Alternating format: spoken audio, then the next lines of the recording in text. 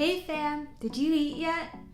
In this video, I'll be sharing the ingredients that make up the Filipino comfort food, Tapsilog. It's so good.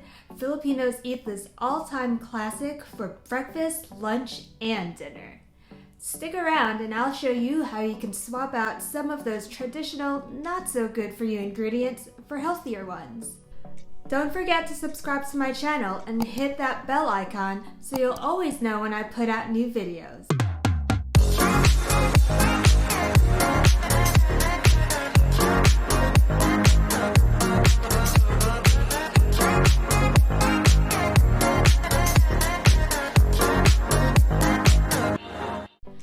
Do you know why this dish was called Tapsilog?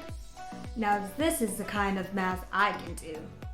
Tapa, that is the cured meat, plus Sinangag, try saying that tongue twister 5 times fast, plus itlog, the egg, equals Tapsilog. The term was actually coined by Vivian Del Rosario in 1986 in her little canteen where she served the simple dish combination that Filipinos have known and loved for ages, but they never actually had a name for it. So traditionally, Tapsilog consists of these ingredients: conventional beef sirloin, refined salt, soy sauce, white jasmine rice, eggs, vegetable oil, and granulated sugar. Let's look at how we can swap out some of these ingredients to make them more wholesome and oh so drool-worthy. I used to have beef with beef. Say what now? Before I knew anything about sourcing my meat, I'd just pick up whatever was on sale at the grocery store, which was typically conventionally raised beef. So what's wrong with that, you might ask? Well, conventional beef comes from cows raised in confined animal operations that are fed with a grain diet to promote faster weight gain. They're also treated with growth enhancers and antibiotics.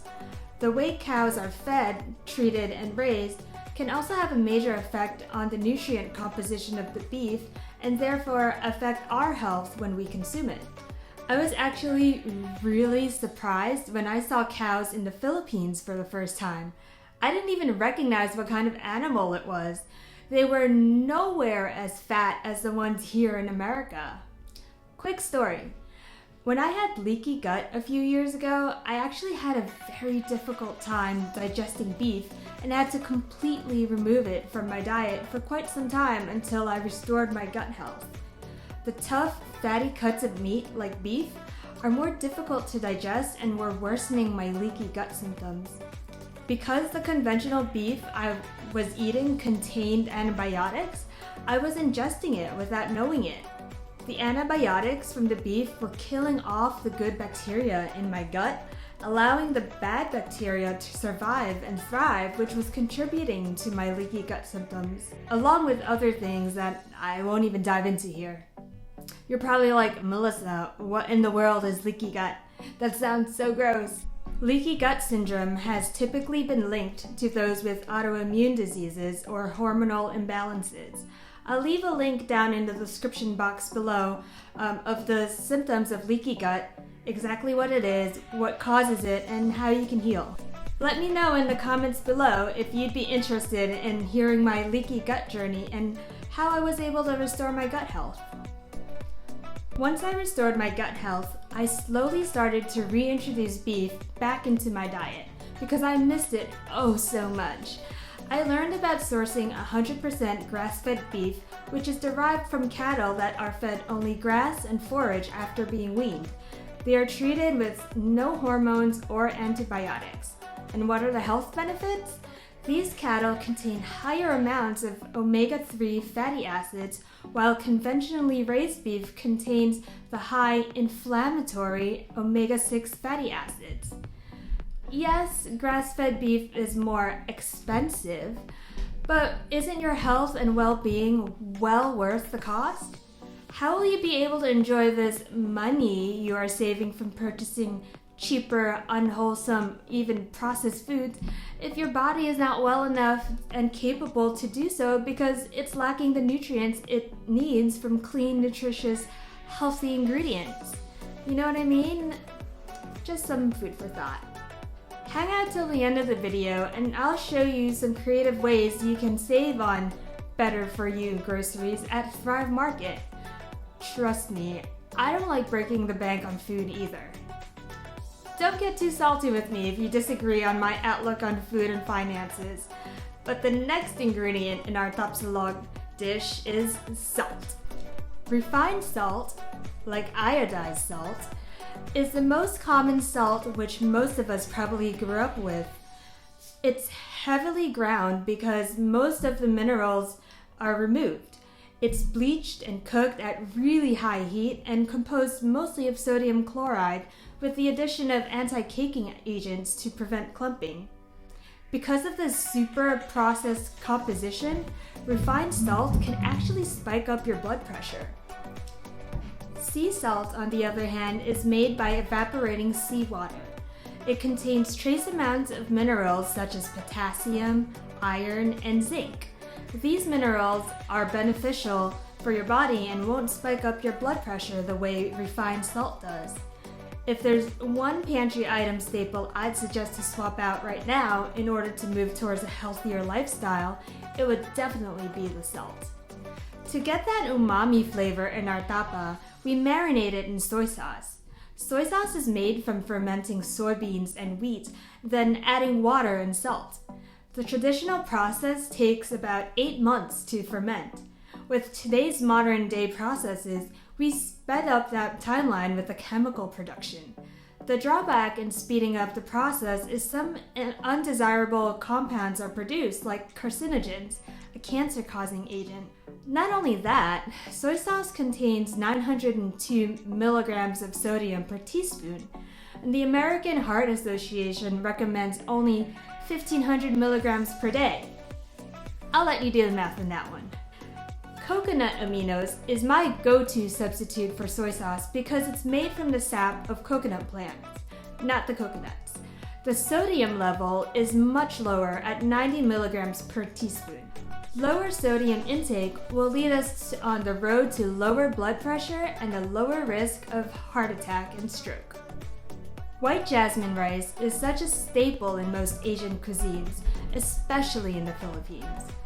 Unfortunately, white rice is a refined, high-carb, high-glycemic food that has been linked to obesity and chronic disease if you eat it in a large amount, which I know, Kapamilya, we were, if not currently, are all guilty of. Even though it's a gluten-free grain, white rice is stripped of all of the fiber and other nutritious parts. Check out part 1 of my CHAMPORADO series where I go over the composition of rice and more of its health effects. Cauliflower, though it's not a grain, makes a great substitute for rice. It's super nutrient dense and contains what our beloved white rice doesn't, fiber. It's loaded with vitamin K, vitamin B, phosphorus, manganese, and other essential nutrients. Cauliflower is known to be anti-inflammatory. Yay for my autoimmune buddies. It also helps to reduce the risk of heart disease and helps to support weight loss. Doesn't that just make you ecstatic? Okay, maybe that was a bit corny. But just like our beef, we shouldn't just be getting any kind of eggs. Don't settle for just organic eggs. Make sure to read the labels properly and know how the chickens were raised. Cage-free hens have more room than caged hens, but they're not entirely free because they're still confined to barns. Plus, they are fed corn and soy diets. Free-range hens are given less than 2 square feet per hen, but they still don't spend a lot of time outdoors as the term would suggest. They're also typically fed a corn or soy-based diet. Pasture-raised is the way to go. These hens are given at least 108 square feet and are free to forage on grass, bugs, worms, and anything they can find in the dirt. They are let out of the barns early in the morning until right before nightfall. You want to look for the words organic or non-GMO on the packaging of your pasture-raised egg cartons to know you're getting quality eggs, but most certainly look for the term certified humane. That's how we know for certain that these hens are allowed to roam freely on the pasture during daylight hours and are free to be the hen they were made to be. Pasture-raised hens produce healthier eggs which contain 2 times the amount of omega-3, 3 times more vitamin D, 4 times more vitamin E, and 7 times more beta-carotene than eggs from hens raised on the traditional feed. Vegetable oils like canola oil, soybean oil, and palm oil are processed at really high temperatures. When that happens, the fatty acids oxidize and become toxic to our bodies, which causes inflammation and ingestion problems. We don't want that, right? A great substitute to fry our tapsilog in is avocado oil. Because it's less processed, many of the nutrients remain intact. Avocado oil helps in lowering cholesterol, reducing insulin levels, and controlling blood sugar. The next pantry item staple I'd suggest to replace would be sugar. Check out part 1 of my TURON video where I talk about how sugar consumption affects our health and how monk fruit sweetener is a great one-to-one substitute. It's great for diabetes. So there you have it. I hope you learned something new today about how the ingredients of our traditional Tapsilog dish can affect our bodies and that there are healthy alternatives out there that will still allow you to enjoy the authentic flavors of our culture. Leave me a comment below if you did, I'd love to know. If you want to shop for clean, healthy ingredients without breaking the bank, consider getting a Thrive Market subscription and use my promo link down below to get 25% off your first order. You can set up auto shipments, which unlocks even more savings for you. You can always adjust the auto ships or cancel them before the date comes, but it's such a great way to set and forget your pantry staples to be replenished every month or however long it takes you to use them up. You know, like the Celtic sea salt and monk fruit sweetener we were talking about earlier. And actually, when you set up your first auto ship order, you'll get 30% off on top of the 25% promo you get when you use my link. That's a ton of savings. Be sure to check out part 2 of my Tapsilog video where I'll show you how to make the healthier version of this Filipino classic comfort food. You're definitely not going to mind eating this dish for breakfast, lunch, and dinner. Don't forget to hit that like button on this video and share it with your friends if you found this helpful. Click on that subscribe button as well to stay up to date on the latest tips, recipes, and food insights.